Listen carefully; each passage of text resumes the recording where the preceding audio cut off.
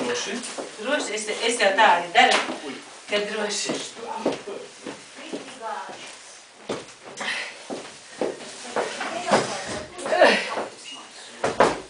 Ups.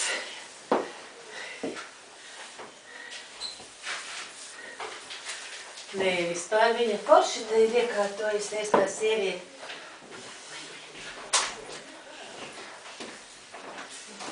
Tu jau iesēdies. Es teicu, ka vispār viņa smuki te iekārtojusies. Šitas vecenīte apstūras. Čivo, visi kārtībā viņa. Nu, bet es saku, šitas vecenīte raks. Kas viņam nav? Viss ir iztaisīti, viss. Oi, tā kā rītīgā ģivīti. Un bez biļetēm viņa savāc arī. Nu, paņem to, ko cilvēki vēl... Nu, bet te jau mēs variet, tu kāds tam ir kāds, es pēc zinu, ka šitā neiesaka arī. Jā. Maiņa, kur laba. Savu bibliotēku pārskatīja, pirms lielo daļu. Nevajag vairs mājā pašiem. Viņa jau ir klāt. Labi, Mēs runājam, Danai, šitā jāpēc spēks lietot nevajag. Jā. Vienškas, tā, ķirnaļi pat trādu. viņam izkautās visādi tie visi. Jā. Kas jau ir tas uzlašs. Es tikai paņemšu.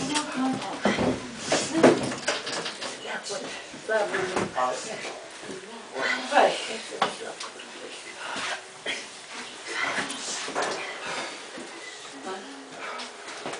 Nu.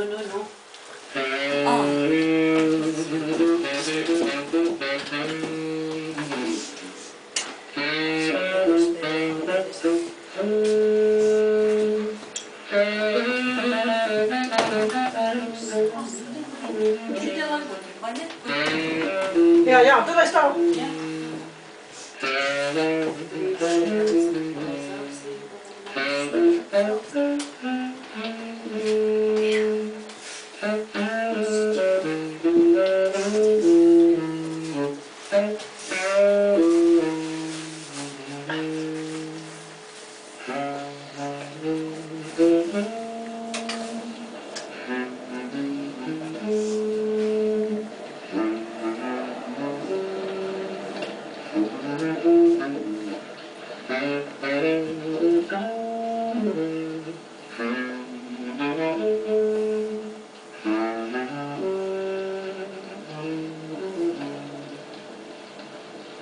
Vispār šodien pēc 10 gadiem man tāda ļoti pacelāta. Iedomājieties, 10 gadi, it kā tas pasaules mērogā nav nekad, bet 10 gadi.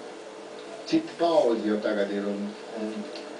Bet tomēr es esmu forši, un es nemaz nejūtos sliktāk šodien pēc 10 gadi. Man jūtos spēcīgāk, un varbūt man tā vārdi nosirmojas, bet visā visumā es forši jūtos, nu.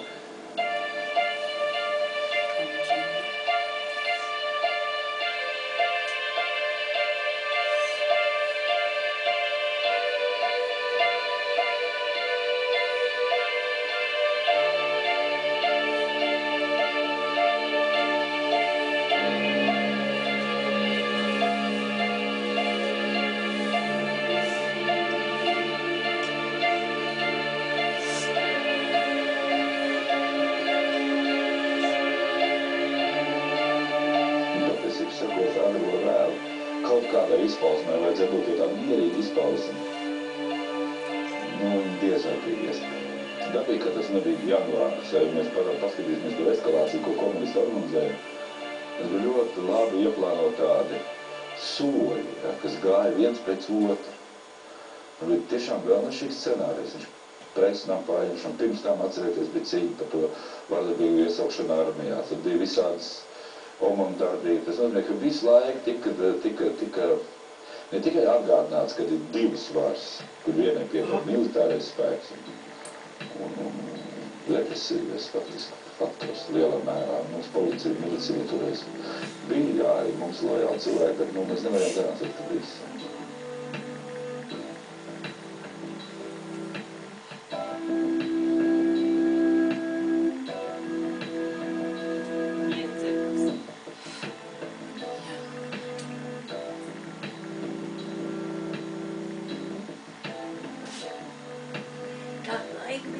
Katram bija atcīmās pasauli. Bet viņš jau nav mainījies savu nostāju. Viņš jau teica, ka es nemainu, kā ir tā.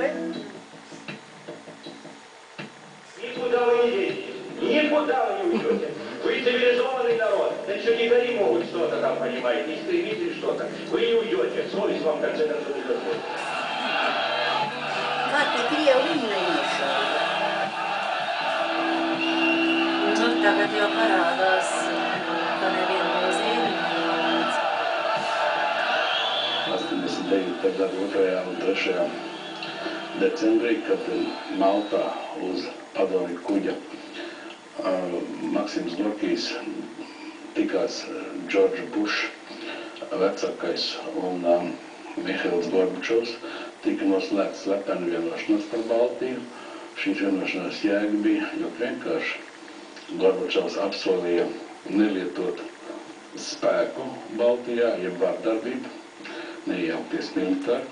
Un Bušs savukārt apsolīja neradīt liekas problēmas Gorbačovam, lai neatslābinātu viņa perestroikas politiku, lai neradītu liekas problēmas Baltijas jautājumā. Bušs to izpildīja, bet Gorbačovs pirmais izdarīja nodevību.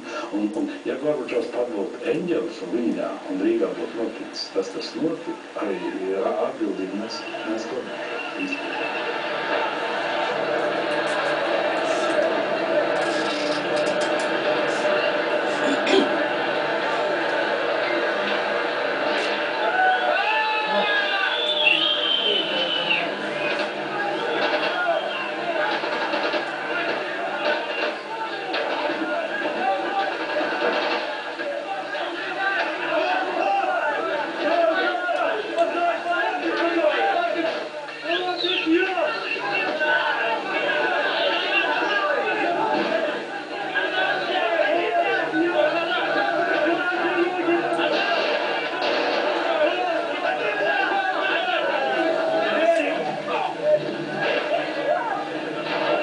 Pirmais.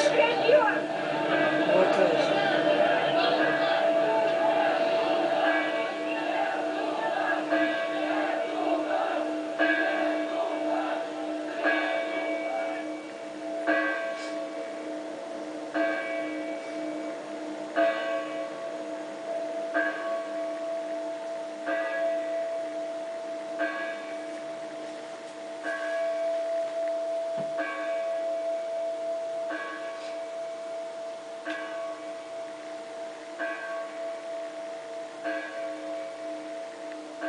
Barikāds iesākās tieši ar Lietuvu, tā kā mēs naktī uzzinājām, kas ir noticis. Un tad, kad Dainis Ivāns aicināja par radio sākt barikādas un aizstāvēt Latviju, mēs dabūjām Latvijas karogu un tad agri no rīta, vēl bija tumšs. Mēs iznācām Domu laukumā un tā pilnīgi tāda nedaudz tā kā apjukuši cilvēki. Nu, nebija ļoti daudz cilvēku no paša rīta. Tāda mazliet apjukuši un it kā nezinoši, bet te pašā laikā, jā, mēs nesam, mēs te darīsim, visu kaut kas būs mūsu spēkos.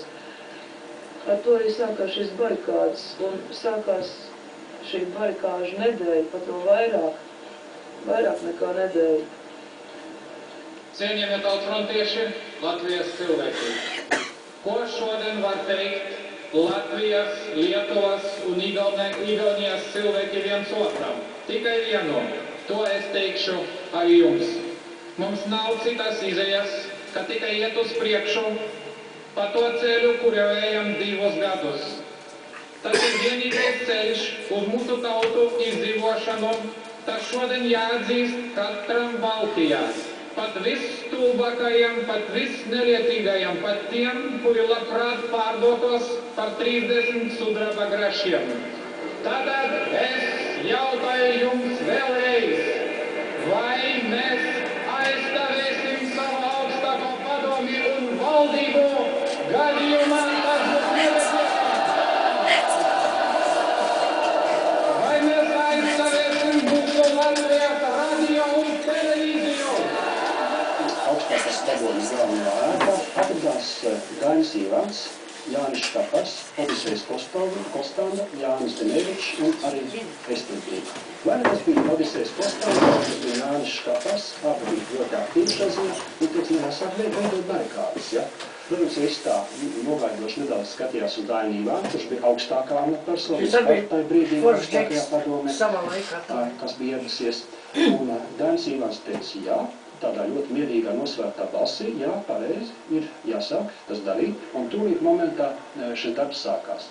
Un vienmēr sakot, rezultāts bija tāds, ka 10. vakarā jau faktiski pamatos šī barikāžu pirmā kārta vecerīgā bija pabeigta. Jau visa vecerība bija teiksim, apjosta ar automobīļiem, ar smago tehniku, traktoriem, ar dažādiem, teiksim, citiem materiāliem, lai reāli nevarētu, teiksim, ienākt tam. Katrā ziņā tik vienkārši. Un cilvēki faktiski bija jau arī apjos visu šo vecrītu loku. Tā ir spēka pilnvar no Kostānas. Šādi faktiski status man deva iespēju daudzās vietās darboties. Un tad sākās traks karusels, kur biežiem pat nezināja, kā norganizēties. Protams, ka šeit vecrīgi un to visu brauc un bloķē cilvēki jau paši, un tad mēs sūtījām tos savus pārstāvus, kas skraidīja riņķi un organizēja, teiksim, tur pāraudzīja visu to visu, izvietošanos.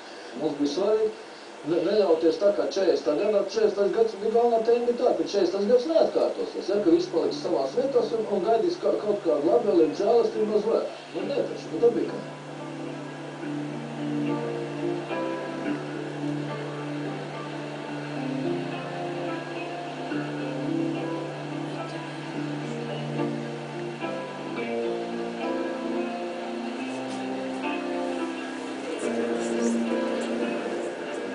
Pirmā asociācija vispār laikam bija tāda, ka Rīgā ir kaut kādā mērā atgriezusies viduslaiku. Vecerīgi, jā, viņi izveidojās tā, kā cietloksnis, tā, kā viņa ir būvēta. Pirmo reizi, laikam, es tik ļoti izjūtu to, ka bija kopā visi, neatkarīgi no valodas un tautības un ticības. Man liekas, ka tas bija